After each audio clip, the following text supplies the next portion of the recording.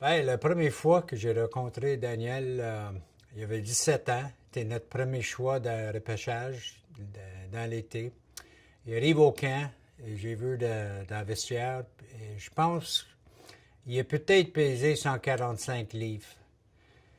Et j'ai regardé, j'ai dit, oh boy, il est pas grand.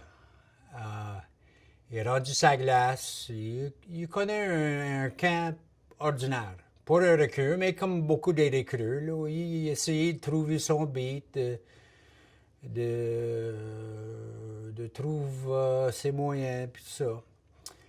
Euh, à la fin, je pense qu'il a joué 4 ou 5 matchs hors concours. Il était assez ordinaire et j'ai pensé à la fin du camp, j'ai dit, pas sûr qu'il va connaître une bonne saison à 17 ans, mais à 19 et peut-être à 20 ans, il va être un bon joueur dans la ligue. Ça arrive le premier match de la saison, il a récolté 6 points, puis il finit la saison, je pense, avec 128 points. Il a brisé les records pour les recrues et était un joueur extraordinaire. Il n'était pas grand, par exemple, on sait ça. Mais j'ai pensé peut-être de mettre des joueurs le plus grands, peut-être de protéger un petit peu. J'ai essayé, puis après un bout, Daniel m'a dit Bleu, j'ai pas besoin de quelqu'un de me protéger, j'ai besoin de quelqu'un de jouer avec. Était un joueur extrêmement compétitif. Euh, il n'est pas un grand physique, mais il avait un grand cœur. Il était extrêmement intelligent sur la glace. Puis j'ai mis avec deux bons joueurs de talent avec. Puis c'était un bon trio. Quand il a commencé, il n'y a pas grand monde qui connaît. Il était un bon joueur, un bon petit joueur, mais le plus qu'il scorait, le plus qu'il sait qu'il connaît, là, il s'est commencé d'avoir des joueurs sur lui. Là, il est devenu un cible un petit peu. Mais il n'a jamais perdu sa confiance, il n'a jamais perdu on dit, ses objectifs sur la glace. Là. Il n'était jamais dérangé sur la glace, il a toujours gardé son focus. Puis, je pense qu'avec Daniel, il y avait normalement du talent, ça c'est évident, mais je pense qu'aussi il était très fort mentalement. Très fort mentalement.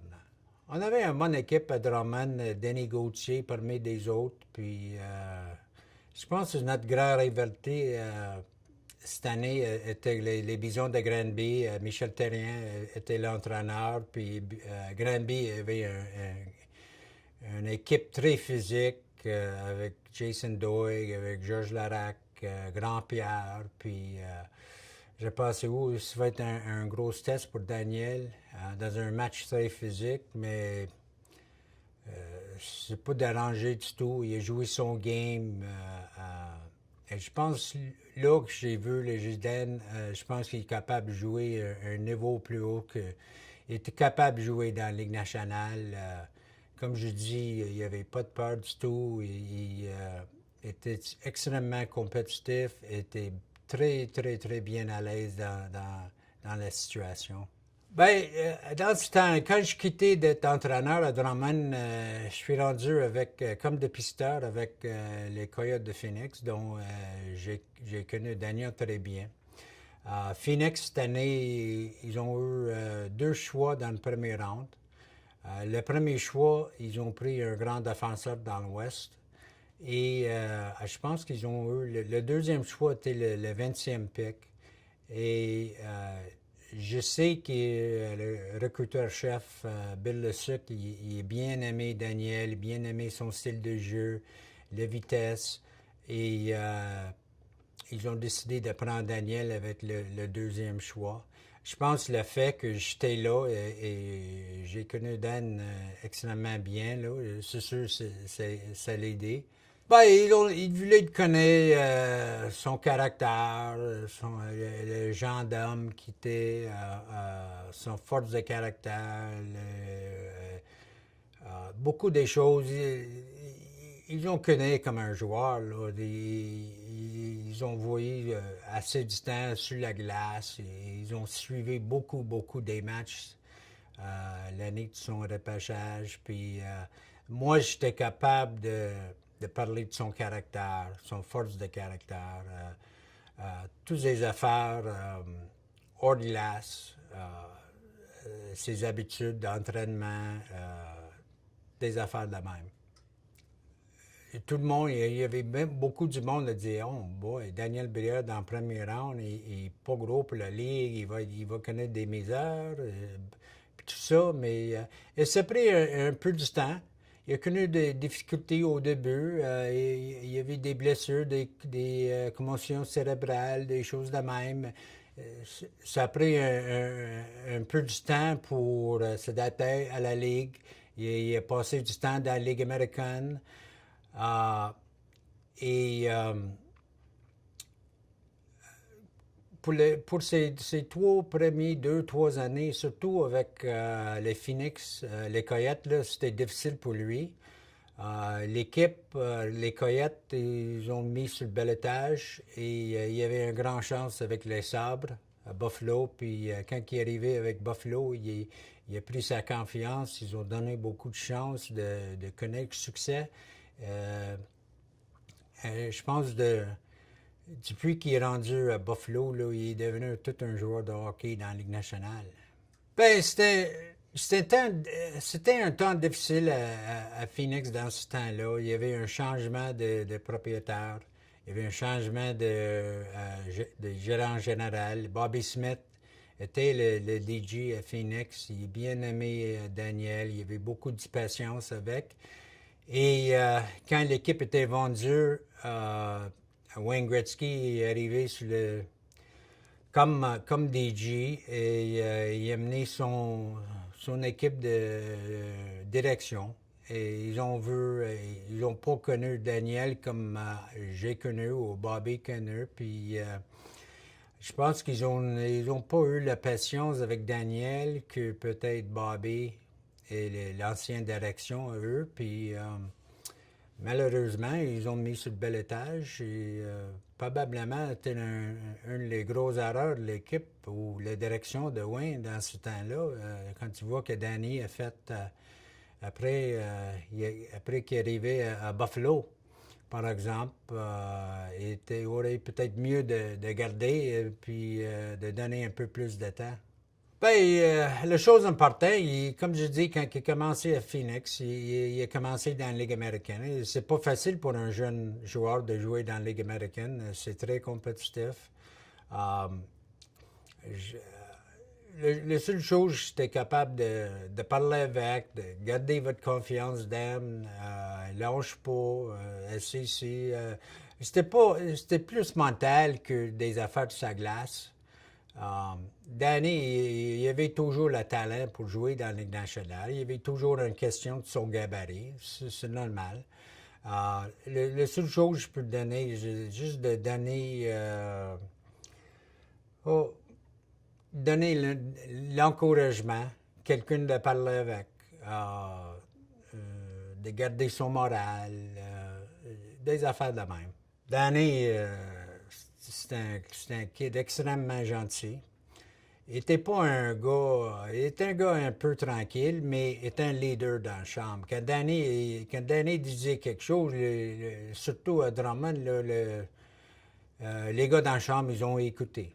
C'est sûr. Mais comme je dis, il était pas il y avait des. Tu sais qu'arrive, il y a des kids qui sont des vedettes dans le junior, là, puis ils s'arrivent coqués un petit peu, mais Daniel n'était jamais comme ça. Il était très confiant dans ses habiletés. Moi, je pense que c'est beaucoup comme Sidney Crosby. La même force de caractère, la même pensée, le même caractère. Il est très compétitif, très confiant dans ses habiletés sur le glace. Il pas parler beaucoup, mais quand il disait quelque chose, là, il y avait le respect de tous les joueurs dans la chambre. Daniel était jamais, jamais, jamais une déception pour moi. Il a donné son meilleur tous les matchs, était toujours prêt de jouer. Il n'avait jamais les airs d'un vedette. Était un gars comme les autres, mais dans les autres cas, était spécial. Tu savais qu'il avait un talent spécial, il avait une forte mentalité spéciale. J'imagine que depuis qu'il a joué le hockey à Tom à Gatineau, tout le monde disait, Dan, ouais, tu es correct à Tom, mais attends, puis oui, tu vas être plus difficile parce que t'es pas grand. Et, il est arrivé à Tom, puis il a montré, là, il était capable. Puis il y a un autre défi à Pee-Wee, un autre défi à Bantam, à Midget 3A. Puis à chaque niveau, là, il montrait qu'il était capable de monter un niveau plus haut. Daniel est c'est sûr, c'est un playmaker. Il veut la glace. C'est un genre de joueur, là, il est capable de voir la glace 2-3 jeux en avance. Extrêmement vite, quick, beaucoup de... très amusant de regarder. Là. Un vrai magicien avec la rondelle. À la même temps, un joueur très compétitif. Comme tu dis, il n'était pas grand, par exemple, mais il jouait plus grand que son gabarit. Et il y avait des matchs, je me souviens, Daniel, il était complètement normal pour lui de récolter 4, 5, 6 points dans un match.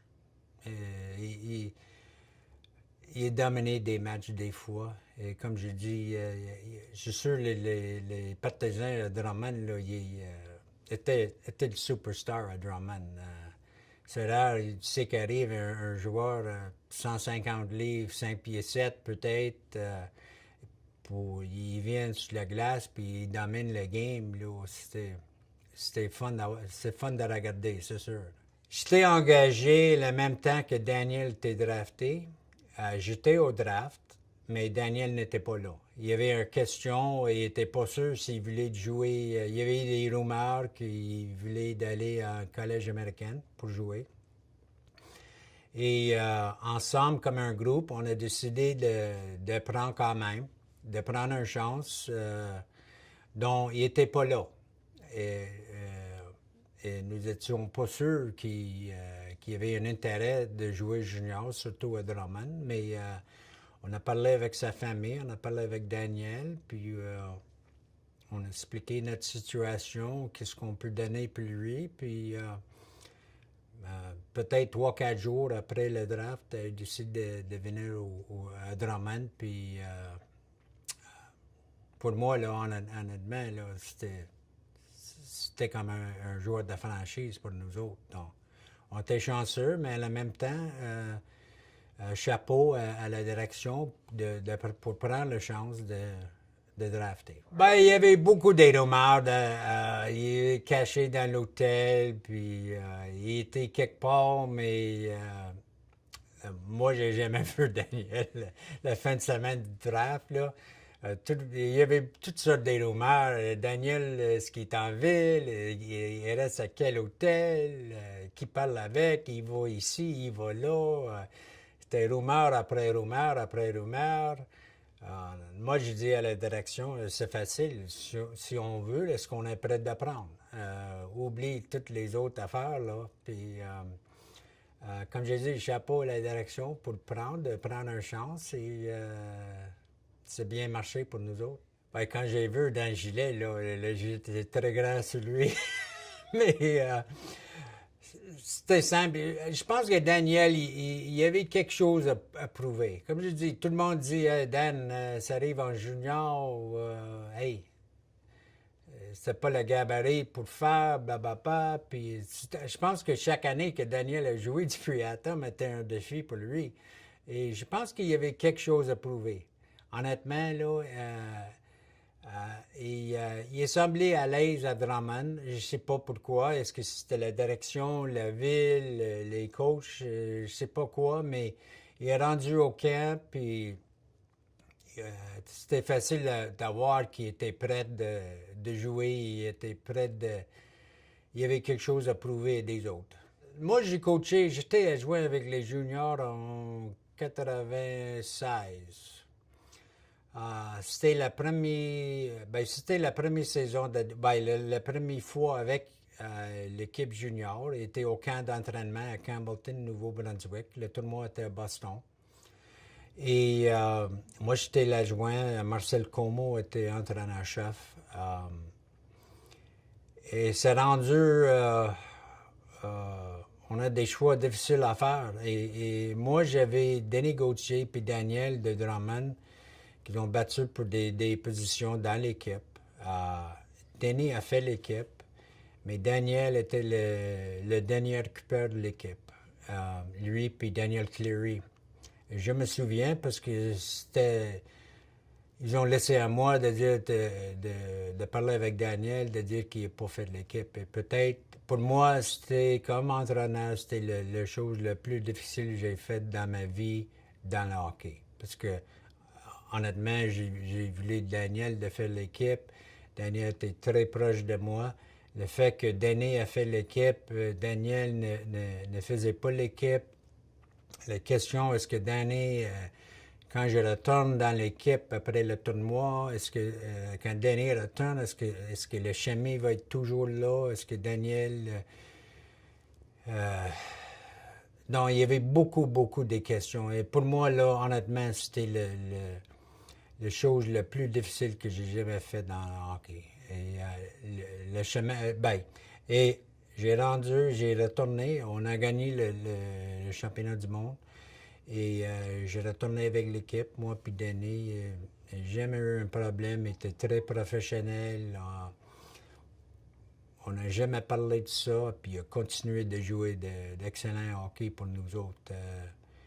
Pour moi, là, c'était un vrai test de caractère pour lui. L'année prochaine, après ça, 97, avec Mike Babcock, il a fait l'équipe, ils ont gagné, il a gagné sa médaille d'or, là, j'étais bien content pour lui, c'est sûr. Je connais Daniel depuis longtemps, j'ai suivi sa carrière. C'est drôle parce que quand vous êtes un coach, vous coachez beaucoup des joueurs. Et comme quand j'étais avec Hockey Canada, je m'occupais de l'équipe junior. J'avais la chance de travailler avec beaucoup des autres joueurs comme Crosby, les Phaneuf, les Weber, des autres grands joueurs, Jonathan Toews, Carey Price. Mais je veux dire honnêtement, là, Daniel était toujours mon favori, mon joueur favori. Et, quand il jouait dans la Ligue nationale, chaque matin, je regardais toujours le journal de voir les box scores, de voir s'il a scoré ou non. Puis j'ai suivi sa carrière. Et savais à l'extérieur aussi, la patinoire, ses trois garçons, puis tout ça. Puis je suis très fier de ce qu'il a réussi, pas juste dans le hockey, mais dans la vie aussi.